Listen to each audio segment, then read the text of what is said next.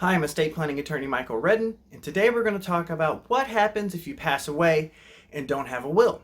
Before we get into that content, if you have any questions about this topic or you'd like to meet with me, you can set up a free phone call or a free in-person meeting by going to setestatemeeting.com. That's setestatemeeting.com.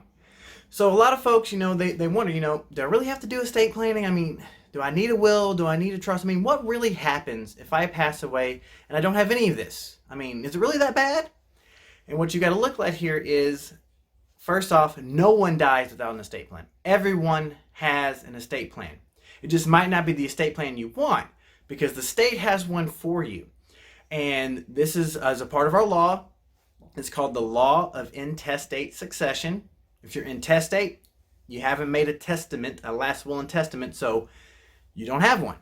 And usually what this means is that, most of the things are going to go to your spouse, and then the rest of it will go to your kids, then it starts going for your grandparents, then your uncles and cousins and things. It starts going out everywhere, right? That's usually the way it goes. It tries to trace down basically along the bloodline, right?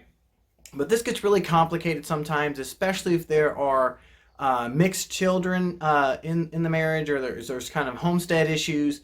The house that's left behind doesn't automatically just go to the spouse in Minnesota. The spouse will get a life estate, and the kids actually get the house. That way, if the spouse gets remarried, they don't lose that home piece. They're really concerned about those kinds of things.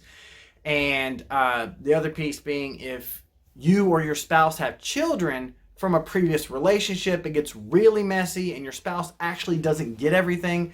It's pretty complicated, and it's not something that we should really go over today, go over right now really in depth. But there is going to be an estate plan for you, whether you do a will or not.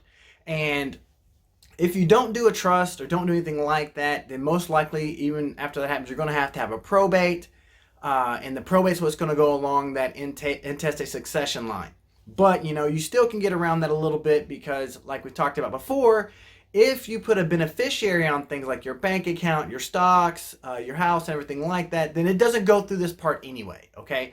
You've made yourself an estate plan, even if you didn't have that will and trust, if you do those things. You can't put a beneficiary on everything, and some of these things are very important to you, and they have value to them, and they have sentimental value to them if they don't have a large dollar amount. And those things are what's going to really need to be covered by those things in addition to those other parts. But don't worry, you have an estate plan. It just might not be the one you want.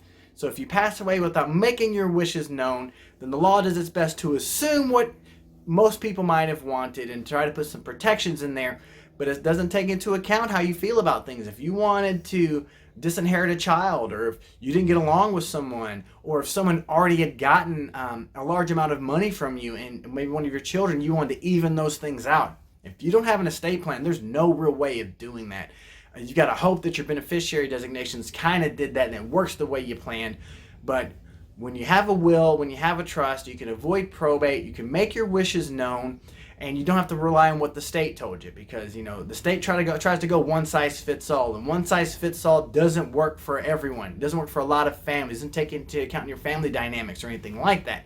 So the fact that you're even worried about this or thinking about it probably means that you definitely need to have some kind of estate plan in place, though this does sneak up on a lot of people who die younger than they thought they would, and it has some unintended consequences. So at least know where things are going to go. If you're actually okay with how the state's going to do it, then fine, go that route. But if you're not at all, if you don't want the government to make that decision for you, then you need to have an estate plan.